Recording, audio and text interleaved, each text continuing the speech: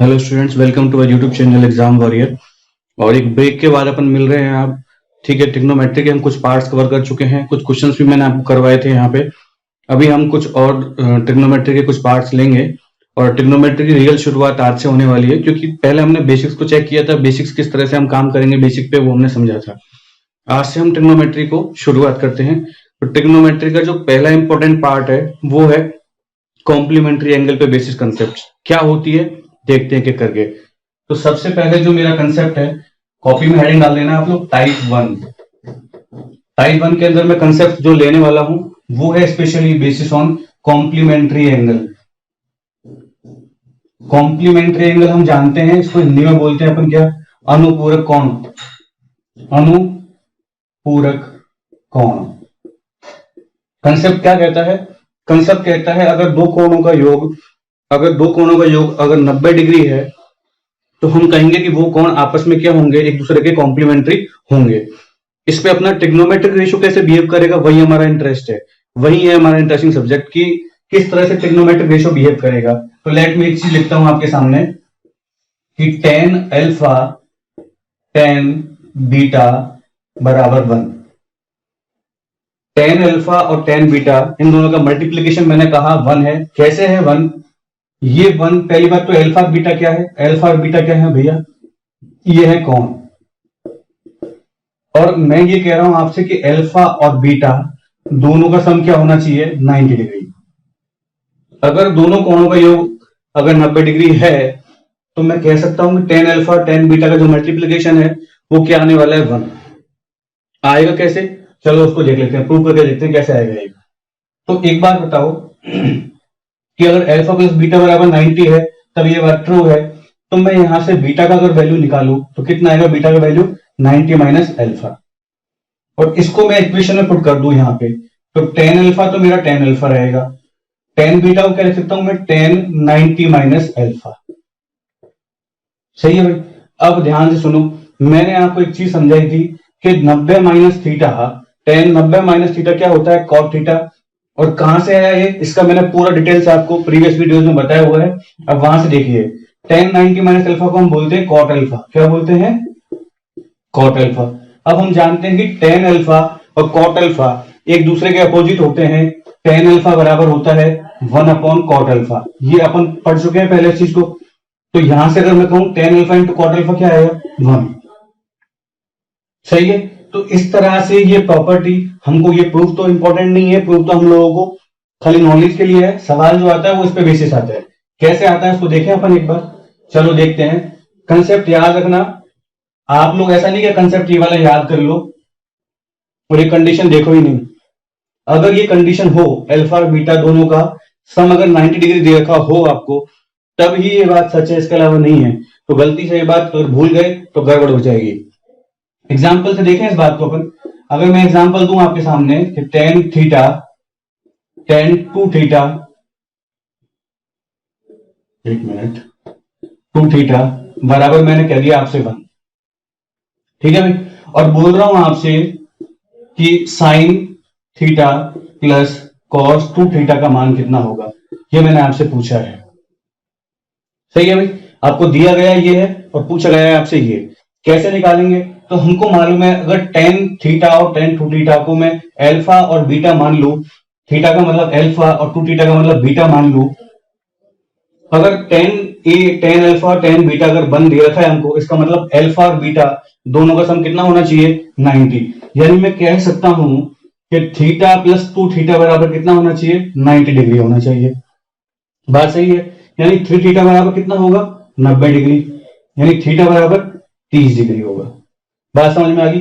Theta का मान आ गया यहां से। अब इस मान को उठा के यहां रख दो इस जगह पे जहां अपने से वैल्यू पूछी गई है। तो अपन क्या बोलेंगे? Sign 30 plus cos 60। कॉस 60 क्यों? थीटा अगर 30 है तो 2 थीटा कितना होगा? 60 होगा। अब इसका मान अपने को पता है, तो टेबल में आपको सिखा चुका हूं कि टेबल कैसे बनाते हैं। तो साइन 30 का मान होता है 1/2 और कॉस 60 का मान भी कितना होता है? 1/2। दोनों का योग करूंगा तो कितना आएगा? 1। बात समझ में आई आप लोगों को? तो इस तरह से ये ट्रिग्नोमेट्रिक जो कॉम्प्लीमेंट्री एंगल में बेसिस प्रॉपर्टीज है वो इस तरह से यहाँ पे काम करती है। इस तरह के सवाल आपको आते हैं। सवाल तो और भी देखने को मिल जाएंगे आपको, मेन है कंसेप्ट, ये कंसेप्ट कब वर्क करेगा जब अल्फा और बीटा का सम क्या हो 90। अगला जो कंसेप्ट है मेरा वो देखते हैं अपन क्या है, तो मैं इसको रफ कर दूं। कंसेप्ट मेरा अभी भी उसी तरह से काम करने वाला है, क्या कि कॉम्प्लीमेंट्री एंगल पे ही सेकंड कंसेप्ट क्या है मेरा, सेकंड प्रॉपर्टी क्या है वो देखें अपन। तो सेकंड प्रॉपर्टी है साइन अल्फा सेक बीटा। ये भी क्या होता है भाई, 1 होता है। साइन अल्फा सेक बीटा बराबर क्या होता है 1। कैसे होता है, वही बीटा को क्या रख दूंगा 90 माइनस अल्फा। तो देखो साइन अल्फा तो साइन अल्फा, बीटा को जब 90 माइनस अल्फा रखूंगा तो क्या आएगा सेक 90 माइनस अल्फा। सही है भाई। सेक 90 माइनस अल्फा क्या होता है, कोसेक अल्फा होता है। कैसे होता है वो मैं आपको बता चुका हूं, प्रीवियस वीडियो में आप देख पाओगे इस चीज को। मैंने स्पेशल 90 माइनस थीटा प्रॉपर्टी बताई है, वहां से कंसेप्ट निकल के आ रहा है। सेक 90 माइनस अल्फा होता है कोसेक अल्फा, तो अपन कहेंगे sine alpha into cosec alpha. Second thing, अपन जानते हैं साइन और कोसेक एक दूसरे के उल्टे होते हैं, इन दोनों का मल्टीप्लीकेशन 1 होता है। कैसे, अपन जानते हैं साइन थीटा बराबर होता है 1 अपॉन कोसेक थीटा। अगर इन दोनों का गुणा करूंगा, वज्र गुणा करूंगा, तो हम जानते हैं इन दोनों का मल्टीप्लीकेशन किसके बराबर होगा 1 के बराबर। तो ये यहां से क्या आ गया 1, हो गई बात प्रूव। सही है भाई। इस पे भी सवाल पूछे जाते हैं, अभी अपन सवाल तो एक साथ डिस्कस कर लेंगे, पहले थ्योरी देख लेते हैं सारी की सारी, ठीक है। तो ये भी इंपॉर्टेंट है, जब भी ये फॉर्मेट देखने को मिले तो इसकी वैल्यू 1 होगी। शर्त याद रखना अल्फा और बीटा का सम कितना होना चाहिए 90। आपको सवाल में अगर अल्फा और बीटा का सम 90 नहीं भी देगा तो ये बात जरूर बोलेगा कि alpha and beta are complementary angles. क्या लिखा रहेगा, या तो ये वाली बात दे देगा आपको ब्रैकेट में, या क्या रहेगा alpha and beta are complementary angles, ये वाली बात दे देगा। इन दोनों में से जो भी बात दे दे अपना काम हो जाएगा। कॉम्प्लीमेंट्री को अनुपूरक कहते हैं, हिंदी में अगर आएगा तो क्या आएगा अल्फा और बीटा अनुपूरक कौन है, ये वाली बात दे देगा आपको। ठीक है, ये सेकंड प्रॉपर्टी थी। इसी तरह से थर्ड प्रॉपर्टी क्या है भाई, थर्ड प्रॉपर्टी है हमारा cos alpha cosec beta. Cos alpha पहले ये लिख लो आप, यहां मैं आपको सबको लिखा देता हूं जिससे आपको क्या गड़बड़ नहीं होगा। पहला होगा टेन अल्फा टेन बीटा बराबर 1। सेकंड होगा कॉट अल्फा कॉट बीटा बराबर 1। प्रूव आप कर सकते हो, कंडीशन ये वाली है सबके लिए, ठीक है। थर्ड है साइन अल्फा सेक बीटा बराबर 1। फोर्थ कंडीशन है हमारा कॉस अल्फा कोसेक बीटा बराबर 1।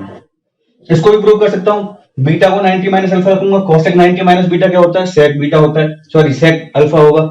सेक अल्फा कॉस अल्फा मिला के क्या बन जाएगा, फिर से 1 हो जाएगा। तो ये प्रॉपर्टीज आपको याद होनी चाहिए। ये चारों फॉर्मूला है, चारों कंसेप्ट लिख लो। आया कहां से उसका प्रूव हम यहां से कर सकते हैं, जैसे हमने पहले 2 का किया, बाकी 2 का आप कर पाओगे। अब देखते हैं इस पे बेसिस सवाल जो पूछे जाते हैं एग्जाम्स के अंदर, वो किस तरह के सवाल आपसे पूछे जाते हैं। तो इन सबको मैं क्या कर रहा हूं, यहां से रफ कर देता हूं सब चीजों को, ठीक है। अब कुछ सवालों की चर्चा कर लेते हैं इन कंसेप्ट पे बेसिस अपन, ठीक है। तो देखिए पहला सवाल जो है, पहला सवाल आपको दिया गया है भैया, एक मिनट देखते हैं। हाँ, पहला सवाल है हमारे पास में 10 25 10 35 10 45 10 55 10 65, ठीक है। 25 35 45 55 और 65, ठीक है। इसकी वैल्यू पूछ रही है, इसकी वैल्यू क्या होगी। सब 10 में है, मल्टीप्लीकेशन में है। हमने एक बात कही थी, जब भी कोई दो कोण अगर कंप्लीमेंट्री मिले या उन दोनों का सम अगर 90 डिग्री बन रहा हो तो हम कह सकते हैं उनका गुणनफल क्या होगा, मल्टीप्लीकेशन क्या होगा 1 होगा। देखो ये सब गुणा में है तो मैं कंसेप्ट लगा पाऊंगा। ध्यान रखना अगर प्लस होता तो चीजें बदल जाती, फिर एक अलग तरीके से चीजों को काम करना पड़ता है। आप देखो यहाँ कितना है 25, यहाँ कितना है 65। 25 और 65 कितना होता है 90। और हम जानते हैं अगर इन दोनों का सम अगर 90 है, इसका मतलब इन दोनों का गुणा कितना हो गया 1 गुणा। अब देखो अगला वाला 35 और ये कितना है 55। 35 और 55 कितना होता है आपका 90 होता है। 90 है इन दोनों का योग, तो हम कहेंगे इन दोनों का गुणनफल कितना होगा 1 होगा, ठीक है। 10 45 का मान तो हमने टेबल से याद है, 10 45 का मान कितना होता है 1, तो आंसर कितना आया 1। बात समझ में आई। इतने छोटे छोटे से सवाल आपसे पूछे जा सकते हैं, आपको सिर्फ एक कंसेप्ट लगाना आना चाहिए। अगर कंसेप्ट याद है तब आप कर पाओगे, अगर कंसेप्ट याद नहीं है तो नहीं कर पाओगे। अगला अगर अपन सवाल देखें तो एक सवाल और देखते हैं, इसी पे बेसिस है। देखो कि अगर मैं यहां पर लिख दूं tan 1 tan 2 डिग्री में सब है ना, और डॉट डॉट करके लिख रहा हूं tan 89 तक, पूछ रहा हूं इसका मान कितना होगा। अब सबसे पहले ये आइडेंटिफाई करके मुझे बताओ कि टोटल कितने एंगल्स लिखे गए हैं। 1 2 3 4 यानी टोटल कितनी टर्म्स है, 89, 89। मैं आपसे पूछूं इनके बीच में 89 टर्म्स के बीच में एक टर्म ऐसी होगी जो कॉमन होगी, कैसे पता लगेगा? अगर एक टर्म बीच में अगर कॉमन होगी तभी तो 44 टर्म्स इधर होंगी और 44 किधर होंगी, इधर होंगी। बात समझ में आ रही है? और एक टर्म खुद अपने आप में बीच में होगी, यानी टोटल कितनी टर्म्स आ गई, 89 आ गए। समझ में आ रहा है ना? 1 2 3 करके काउंटिंग 89 तक करेंगे तो टोटल कितनी टर्म्स होंगी, 89। 89 में अपन जानते हैं 88 तो क्या है आपका सम संख्या है, यानी 44 इधर 44 इधर और एक बीच में। बीच में कितना एंगल आएगा, 44 और एक 45, यानी यहां कितना डिग्री एंगल आएगा, 45। अब एक चीज ध्यान से देखो कि यहां की पहली टर्म और यहां की जो लास्ट टर्म है, इन दोनों का सम देखो कितना आ रहा है, 89 और एक 90। अगर 89 और एक 90 मतलब कॉम्प्लीमेंट्री एंगल्स आ रहे हैं, इसका मतलब इन दोनों का गुणा कितना होगा, 1 होगा। ऐसे यहां कितना आएगा, tan 2। तो अगर यहां से पीछे से देखो तो कितना आएगा, देखना आप ध्यान से, tan 88 आएगा कि नहीं आएगा, और 88 और 2 कितना हो गया, 90। वापस से क्या आएगा, 1 हो जाएगा। तो इस तरह से हम चलते जाएंगे तो 45 को छोड़ दें तो यहां कितना आ रहा है, 44, यहां कितना आएगा, 46, और 46 और 44 कितना होता है, 90। यानी कि यहां 44 टर्म्स और यहां के 44 टर्म्स मिलकर कितना बनाएंगे, 1, और tan 45 का मान कितना है, 1। तो आंसर हमारा क्या आएगा, 1 आएगा। इतनी बड़ी टर्म का आंसर सिर्फ 1 आया। क्यों आया? क्योंकि कहीं ना कहीं कॉम्प्लीमेंट्री एंगल्स हमको मिल रहे थे। अगर कॉम्प्लीमेंट्री एंगल्स नहीं मिल रहे होते तो सवाल टिपिकल हो जाता, फिर इसको सॉल्व करना मुश्किल हो जाता। बात समझ में आ रही है? तो इस तरह की चीज आपसे एग्जाम्स में पूछी जाती है। और अच्छे सवालों के साथ में नेक्स्ट वीडियो में मिलेंगे। मैं वीडियो छोटे इसलिए बनाता हूं ताकि कंसंट्रेशन आप लोगों का जो कम होता है पढ़ाई की तरफ, तो कम से कम एक शॉर्ट वीडियो को ढंग से देख पाए।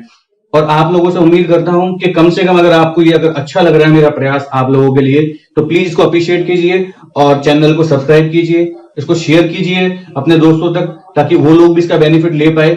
अगर आपको कोई कमी लगती है तो प्लीज कमेंट सेक्शन के थ्रू कमेंट कीजिए और चैनल को सब्सक्राइब कीजिए। Thank you.